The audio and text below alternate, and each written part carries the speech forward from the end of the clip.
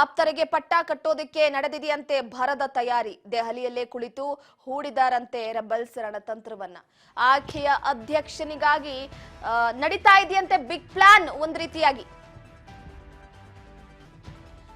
ಪ್ರಮುಖವಾಗಿ ಒಂದು ಕಡೆ ಈಗಾಗಲೇ ಆಪ್ತರಿಗೋಸ್ಕರ ಪಟ್ಟ ಕಟ್ಟೋದಕ್ಕೆ ಭರದ ತಯಾರಿಯನ್ನ ನಡೆಸಲಾಗ್ತಾ ಇದೆ. ದೆಹಲಿಯಲ್ಲೇ ಕುಳಿತುಕೊಂಡು ರೆಬಲ್ಸ್ಗಳು ತಂತ್ರವನ್ನ ಹೂಡ್ತಾ ಇದ್ದಾರಂತೆ. ಆಯ್ಕೆಯ ಅಧ್ಯಕ್ಷನಿಗಾಗಿ ಬಿಗ್ ಪ್ಲಾನ್ ನಡೆಸಲಾಗ್ತಾ ಇದೆಯಂತೆ. ಶೀಘ್ರದಲ್ಲೇ ಬದಲಾವಣೆ ಆಗುತ್ತಾ? ಹಾಗಿದ್ರೆ ತಮ್ಮವರಿಗೆ ಪಟ್ಟ ಕಟ್ಟುವಕ್ಕೆ ಎಲ್ಲ ರೀತಿಯ ಸೂತ್ರವನ್ನ ರಚಿಸಿಕೊಂಡಿದ್ದಾರಾ? ಒಬಿಸಿ ಕೋಟಾದಡಿಯಲ್ಲಿ ರಾಜ್ಯಾಧ್ಯಕ್ಷ ಸ್ಥಾನ ನೀಡುವಂತೆ ಬೇಡಿಕೆಯನ್ನ ಇಟ್ಟಿರುವಂತದ್ದು.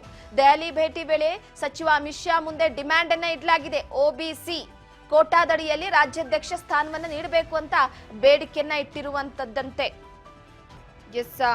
ಪ್ರಮುಖವಾಗಿ ಒಂದು ಕಡೆ ಈಗಾಗಲೇ ಒಬಿಸಿ ಕೋಟಾದಡಿಯಲ್ಲಿ ರಾಜ್ಯಾಧ್ಯಕ್ಷ ಸ್ಥಾನದ ಬೇಡಿಕೆಯ ವಿಚಾರಕ್ಕೆ ಸಂಬಂಧಪಟ್ಟಂತೆ ದೆಹಲಿಯ ಭೇಟಿ ವೇಳೆ ಸಚಿವ ಅಮಿತ್ ಶಾ ಅವರೊಟ್ಟಿಗೆ ಇದೊಂದು ಡಿಮ್ಯಾಂಡ್ ಅನ್ನ ಇಟ್ಟಿರುವಂತದ್ದಂತೆ. ಮಾಜಿ ಶಾಸಕನಿಗೆ ಪಟ್ಟ ಕಟ್ಟುವಂತೆ ಯತ್ನಾಳ್ ಮತ್ತು ಟೀಮ್ ಮನವಿ ಮಾಡಿದ್ದಾರಂತೆ. ಹಾಗಾದ್ರೆ ರೆಬಲ್ಸ್ ಟೀಮ್ ಸೂಚಿಸಿರುವುದು ಯಾರ ಹೆಸರನ್ನ? ಮುಂದಿನ ರಾಜ್ಯಾಧ್ಯಕ್ಷ ಸ್ಥಾನ ಇವರಿಗೇನಾ? ಬಹುತೇಕ ಪಕ್ಕ ಆಗುತ್ತಾ? ಹೆಸರು ಕಿವಿಗೆ ಬೀಳ್ತಾ ಇದ್ದಂತೆ ವಿಜೇಂದ್ರಗೆ ಟೆನ್ಷನ್ ಟೆನ್ಷನ್ ಟೆನ್ಷನ್.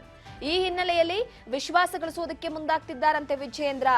ಕುಮಾರ್ ಬಂಗಾರಪ್ಪನವರಿಗೆ ಪಟ್ಟ ಕಟ್ಟಲಾಗುತ್ತಾ? ಹಾಗಿದ್ರೆ ರೆಬಲ್ಸ್ ಟೀಮ್ ಸೂಚಿಸಿರುವಂತಹ ಹೆಸರು ಕುಮಾರ್ ಬಂಗಾರಪ್ಪನವರ. ಕುಮಾರ್ ಬಂಗಾರಪ್ಪನವರಿಗೆ ರಾಜ್ಯಾಧ್ಯಕ್ಷ ಸ್ಥಾನವನ್ನ ನೀಡೋದಕ್ಕೆ ರೆಬಲ್ಸ್ ಟೀಮ್ ಒಂದು ಕಡೆ ಅಮಿತ್ ಶಾ ಅವರ ಬಳಿ ಈಗ ಅಹವಾಲನ್ನ ಸಲ್ಲಿಸಿದ್ದಾರೆ. ರಾಜ್ಯಾಧ್ಯಕ್ಷ ಸ್ಥಾನಕ್ಕೆ ಕುಮಾರ್ ಬಂಗಾರಪ್ಪನವರ ಹೆಸರನ್ನ ಸೂಚಿಸಿರುವಂತಹ ವಿಚಾರವಾಗಿ ಒಬಿಸಿ ಕೋಟಾದ ಅಡಿಯಲ್ಲಿ ಈಗಾಗಲೇ ಒಂದು ಕಡೆ ಒಬಿಸಿ ಕೋಟಾದ ಅಡಿಯಲ್ಲಿ ಕುಮಾರ್ ಬಂಗಾರಪ್ಪನವರಿಗೆ ಸ್ಥಾನ ನೀಡಬೇಕು ಅಂತ ಕೇಳ್ಕೊಂಡಿದ್ದಾರಂತೆ. ಸೊ ಒಂದು ಕಡೆ ಮಾಜಿ ಶಾಸಕನ ಬೆಂಬಲಕ್ಕೆ ಈಗ ಯತ್ನಾಳ್ ಅಂಡ್ ಟೀಮ್ ನಿಂತಿರುವಂತದ್ದು. ಈ ಹಿನ್ನೆಲೆಯಲ್ಲಿ ಅಮಿತ್ ಶಾ ಮುಂದೆ ರಾಜ್ಯಾಧ್ಯಕ್ಷ ಸ್ಥಾನ ನೀಡುವಂತೆ ಬೇಡಿಕೆಯನ್ನ ಇಡಲಾಗಿದೆ. ಸಚಿವ ಅಮಿತ್ ಶಾ ಮುಂದೆ ಮನವಿಯನ್ನ ಮಾಡಲಾಗಿದೆ. ವಕ್ಫ್ ಜೊತೆ ಕುಮಾರ್ ಬಂಗಾರಪ್ಪನವರ ಹೆಸರು ಪ್ರಸ್ತಾಪ ಆಗಿರುವಂತದ್ದು. ವಕ್ಫ್ ಹೋರಾಟಕ್ಕೆ ಸಚಿವ ಅಮಿತ್ ಶಾ ಶಭಾಷ್ ಹೇಳಿದ್ದಾರೆ. ಕಾಂಗ್ರೆಸ್ ಸರ್ಕಾರವನ್ನ ಒಂದು ಕಡೆ ಕಟ್ ಹಾಕಬೇಕು.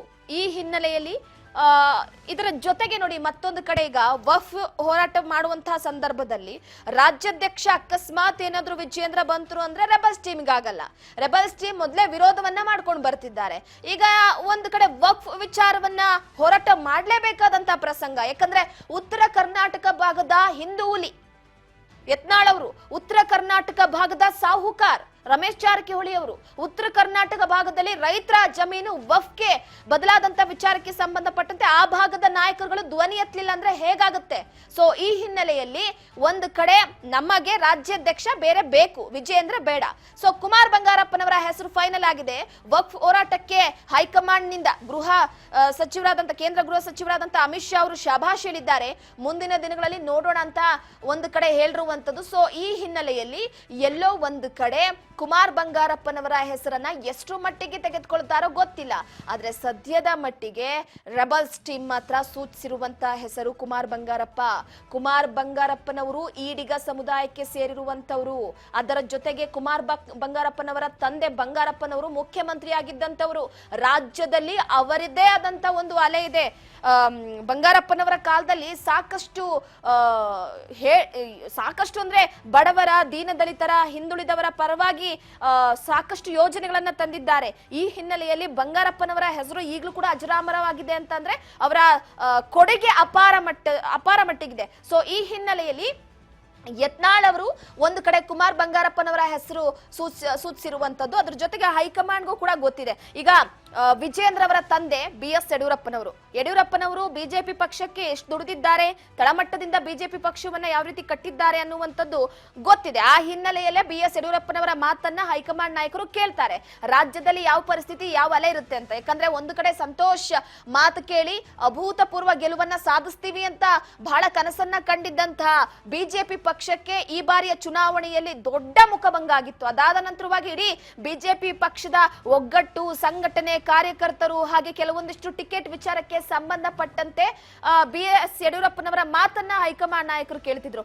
ಯಾರಿಗೆ ರಾಜ್ಯಾಧ್ಯಕ್ಷ ಸ್ಥಾನ, ಯಾರಿಗೆ ಉಪಾಧ್ಯಕ್ಷ ಸ್ಥಾನ, ಯಾರಿಗೆ ಕಾರ್ಯಾಧ್ಯಕ್ಷ ಸ್ಥಾನ, ಈಗ ಸ್ಥಾನಗಳನ್ನ ಕೊಡಬೇಕು ಅನ್ನುವ ವಿಚಾರಕ್ಕೆ ಸಂಬಂಧಪಟ್ಟಂತೆ ಒಂದು ಕಡೆ ಗಮನ ಹರಿಸಲಾಗ್ತಾ ಇತ್ತು. ಈಗ ನಮಗೆ ವಿಜೇಂದ್ರ ಅವರ ಆ ಒಂದು ರಾಜ್ಯಾಧ್ಯಕ್ಷ ಸ್ಥಾನವನ್ನ ಒಪ್ಕೊಳ್ಳೋದಕ್ಕೆ ಸಾಧ್ಯವಿಲ್ಲ. ಈ ಹಿನ್ನೆಲೆಯಲ್ಲಿ ಒಂದು ಕಡೆ ಸದ್ಯದ ಮಟ್ಟಿಗೆ ಈಗ ಕುಮಾರ್ ಬಂಗಾರಪ್ಪನವರ ಹೆಸರನ್ನ ರೆಬಲ್ಸ್ ಟೀಮ್ ಸೂಚಿಸಿದೆ. ಈ ಬಗ್ಗೆ ಮಾಹಿತಿ ಕೊಡ್ತಾ ಹೋಗ್ತಾರೆ ನಮ್ಮ ಪ್ರತಿನಿಧಿ ರೇಣುಕಾ ಸಂಪರ್ಕದಲ್ಲಿದ್ದಾರೆ. ರೇಣುಕಾ, ಬಿಜೆಪಿ ಪಕ್ಷದಲ್ಲಿ ಏನಾಗ್ತಾ ಇದೆ?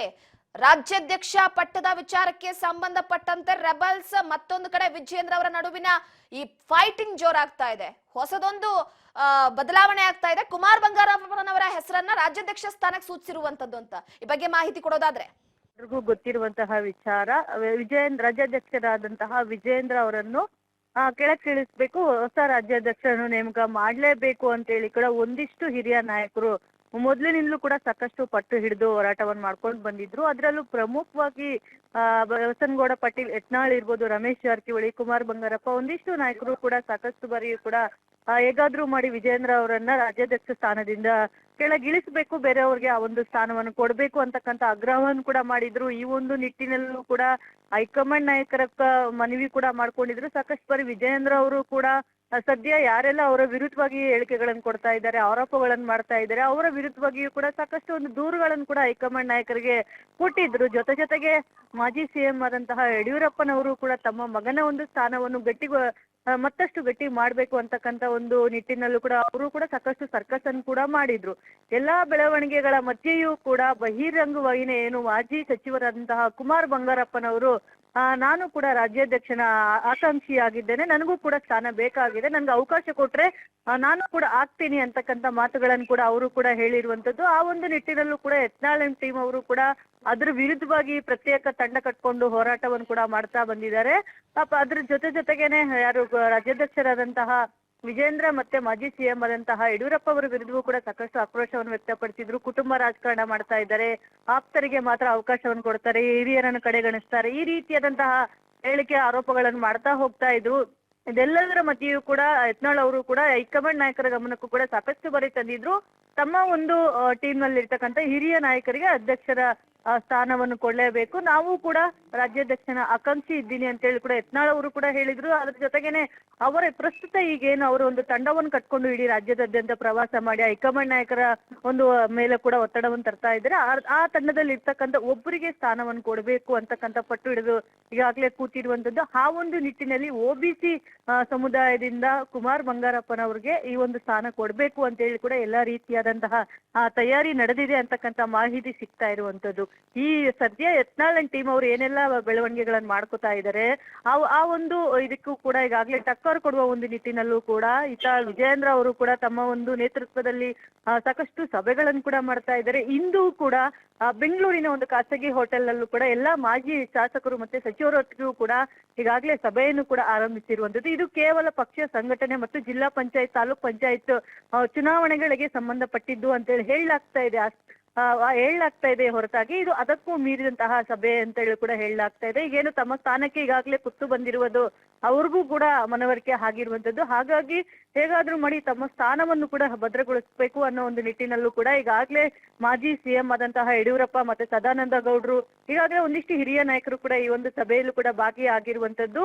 ತಮ್ಮ ಈ ಮೂಲಕ ಏನು ಈಗಾಗಲೇ ರಾಜ್ಯದಲ್ಲೂ ಕೂಡ ಒಂದಿಷ್ಟು ಬೇರೆ ಬೇರೆ ರಾಜ್ಯಗಳಲ್ಲಿ ಬಿಜೆಪಿ ವತಿಯಿಂದ ರಾಜ್ಯಾಧ್ಯಕ್ಷರನ್ನು ಚುನಾವಣಾ ಮೂಲಕ ಆಯ್ಕೆ ಮಾಡಬೇಕು ಅಂತ ಹೇಳಿ ಕೂಡ ಹೈಕಮಾಂಡ್ ನಾಯಕರು ತೀರ್ಮಾನ ತೆಗೆದುಕೊಂಡಿರುವಂತದ್ದು. ಆ ಒಂದು ನಿಟ್ಟಿನಲ್ಲೂ ಕೂಡ ಯತ್ನಾಳ್ ಮತ್ತೆ ರಮೇಶ್ ಜಾರಕಿಹೊಳಿ ಕೂಡ ಕರ್ನಾಟಕ ರಾಜ್ಯದಲ್ಲಿಯೂ ಕೂಡ ಇದೇ ರೀತಿಯಾದಂತಹ ಅಧ್ಯಕ್ಷರ ಆಯ್ಕೆಯಾಗುತ್ತೆ ಅಂತಕ್ಕಂಥ ಮಾತುಗಳನ್ನು ಕೇಳಿದ್ರು.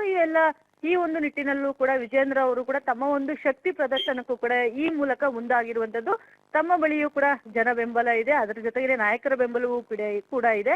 ಹಾಗಾಗಿ ಮುಂದಿನ ದಿನಗಳಲ್ಲೂ ಕೂಡ ತಾವೇ ರಾಜ್ಯಾಧ್ಯಕ್ಷರಾಗಿ ಮುಂದುವರಿಬೇಕು ಮತ್ತೆ ತಮ್ಮ ಬಳಗದಲ್ಲಿ ಇರ್ತಕ್ಕಂಥ ಶಕ್ತಿಯನ್ನು ಹೈಕಮಾಂಡ್ ನಾಯಕರಿಗೆ ಮನವರಿಕೆ ಮಾಡ್ಕೊಡ್ಬೇಕು ಅನ್ನೋ ಒಂದು ನಿಟ್ಟಿನಲ್ಲೂ ಕೂಡ, ಜೊತೆಗೆ ಯತ್ನಾಳ್ ಟೀಮ್ ಅವ್ರಿಗೂ ಕೂಡ ಟಕ್ಕರ್ ಕೊಡುವ ಒಂದು ನಿಟ್ಟಿನಲ್ಲೂ ಕೂಡ ಇವತ್ತಿನ ಒಂದು ಸಭೆ ಕೂಡ ಪ್ರಮುಖ ವೇದಿಕೆ ಆಗಿರುವಂತದ್ದು. ರೂಪ, ಓಕೆ, ಥ್ಯಾಂಕ್ ಯು ನಿಮ್ಮೆಲ್ಲ ಮಾಹಿತಿಗಾಗಿ ರೇಣುಕಾ.